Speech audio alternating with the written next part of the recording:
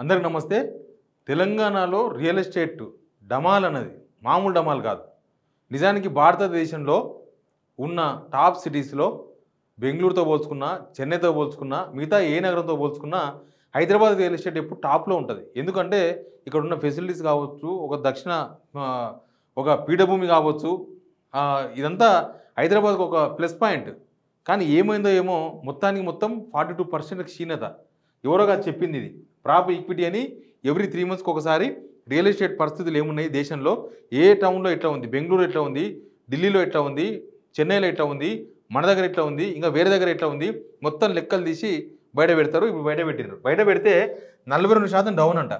2023 సంవత్సరంలో same July, August, September ఈ 3 నెలల్లో 20,658 ఇళ్ళు అమ్మిర్రంట తెలంగాణలో. ఇళ్ళు అమ్మడం అంటే హైదరాబాద్ చుట్టే ఉంటాయి ఎక్కువ. 95%, 98% హైదరాబాద్ చుట్టే ఉంటాయి. ఊళ్ళలో ఉన్న అవన్నీ తక్కువనే ఉంటాయి. ఇల్లు అమ్మకాలు కొనుగోలు అనేది ఇక్కడనే ఎక్కువ ఉంటుంది రియల్ ఎస్టేట్. ఇప్పుడు ఇదే 2024 సంవత్సరంకి వచ్చేసరికి 12,082 ఇళ్ళు అంట. 20,658 ఇండ్లు యూనిట్స్ అమ్మి పోయిన సంవత్సరము మిగతా రాష్ట్రాల అన్నిటికన్నా హయ్యెస్ట్ రికార్డు తెలంగాణలో ఉంటే, దేశంలో ఆ రికార్డు అది ఉంటే తెలంగాణ ఉంటే, ఇప్పుడు 12,082 ఇండ్లతో ఇప్పుడు అందరికన్నా దారుణమైన సిచ్యువేషన్లో ఉన్నాం. వేరే దగ్గర బెంగళూరులో కూడా కొంత పడిపోయింది, తర్వాత పూణేలో కూడా కొంత పడింది. కానీ ఈ స్థాయిలో పడిపోలే. మనం పడిపోయిన దానిలో ఫస్ట్ ర్యాంక్ వచ్చింది. పడిపోయిన దానిలో ఫస్ట్ ర్యాంకు. అంతకుముందు నిలబడిన దానిలో ఫస్ట్ ర్యాంక్ ఉండే ఇండ్లు. రియల్ ఎస్టేట్ మొత్తం అట్లే దారుణంగా తయారైంది కదా. మొదలే ముక్కిడోడు అంటే ఆయనకి శివుడు వచ్చిందంట. గట్టున్నది కథ ఇది. మొదలే ముక్కిడోడు, ఇప్పుడు శివుడు వచ్చింది. ఏం చేయాలి? ఇప్పుడు తెలంగాణ రియల్ ఎస్టేట్ పరిస్థితి అదే. ఈ హైడ్రా తీసుకొచ్చిన తర్వాత ఇప్పుడు ఎక్కడైనా అక్రమార్కులు ఎక్కడైనా నిజంగానే కబ్జాలు చేసి ఉంటే కూలగొట్టేసేయాలి. కానీ మీరు పర్మిషన్లు ఇచ్చినాయి మొత్తం అందరినీ భయభ్రాంతకు గురి చేసే విధంగా, అందరికీ అనుమానాలు ఎక్కించే విధంగా చేస్తే ఇట్టే ఉంటుంది. నేను పోయిన ఆదివారం ఒక రియల్ ఎస్టేట్ అయినా మా దోస్తు విల్లాస్ కడుతున్నామన్నా చూడండి ఒకసారి ఇక్కడ వచ్చి అంటే పోయినా, అటు కొంగరకాలం సైడ్ పోతే మంచి పీఠభూమి మంచిగా ఉంది. అటు చెరువులు గిరువులు ఏమి నాకు కూడా ఏరియా కొంత తెలుసు కాబట్టి విల్లాస్ కడుతున్నారు.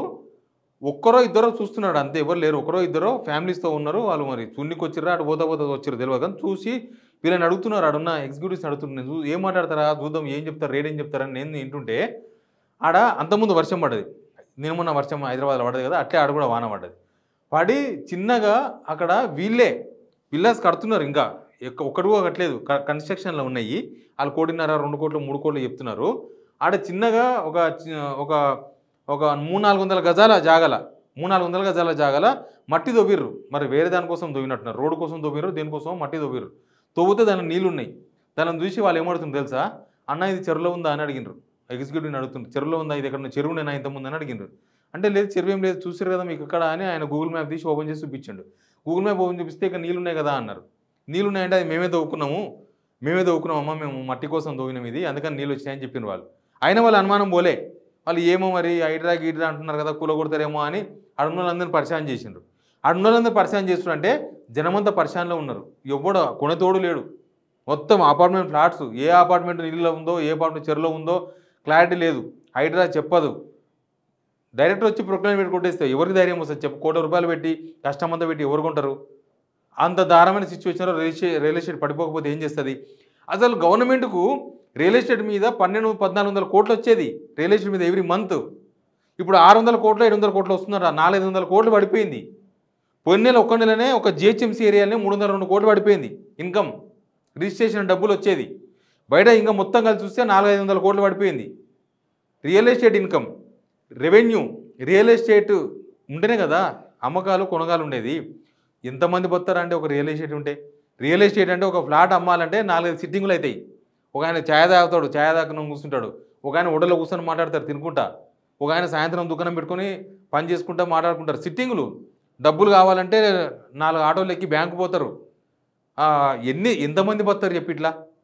ఇండిపెండెంట్గా రియల్ ఎస్టేట్తో సంబంధం లేకుండా పరోక్షంగా ఎంతమంది పోతారు? లక్షల మంది పోతారు. ఇప్పుడు మొత్తం పోయినరు. ఛాయ్ హోటల్స్ ఖాళీ, అన్నీ ఖాళీ. ఎక్సైజ్ ఇన్కమ్ కూడా పడిపోయిందంట. ఆ రిపోర్ట్ అడిగినా వచ్చినాక చెప్తా మీకు. మందు తాగేతోళ్ళు కూడా తగ్గిర్రు. ఏముంది జేబులో 2,000 ఉన్నాయనుకో, ₹1000 పెట్టి ఫుల్ బాటిల్ తాగుతారు. అదే జేబులో 500 ఉన్నాయనుకో, 100-150 పెట్టి క్వార్టర్ కొంటారు. గవర్నమెంట్కి ఇన్కమ్ పడిపోదా? పడిపోతుంది. అట్లా గవర్నమెంట్ ఇన్కమ్ కూడా పడిపోయింది. అందుకే మొత్తంగా ఈ హైడ్రా లాంటి దుందుడుకు చర్యలు ఇవి. మీరు ఏదైనా ఉంటే సిస్టమేటిక్గా పద్ధతిగా చేయాలి. కానీ మేము బుల్డోజర్ ఉంది కాబట్టి కూలగొడతాం, మనిషి లావు ఉన్నాడు, రంగనాథ్ మంచి లావు ఉన్నాడు, టీ షర్ట్ వేసుకొని జబ్బాలని చూపిస్తున్నాడు కాబట్టి కూలగొడతాడు అంటే ఇట్లే అవుతుంది. ఇవి జబ్బాలు చూపించవచ్చు కానీ ఆడ ఉన్నది జనం, వాళ్ళందరూ మంచిగా బతుకుతేనే గవర్నమెంట్కి డబ్బులు వస్తాయి. అప్పుడు మీరు ఇంకా కొన్ని పనులు చేయడానికి ఛాన్స్ ఉంటుంది.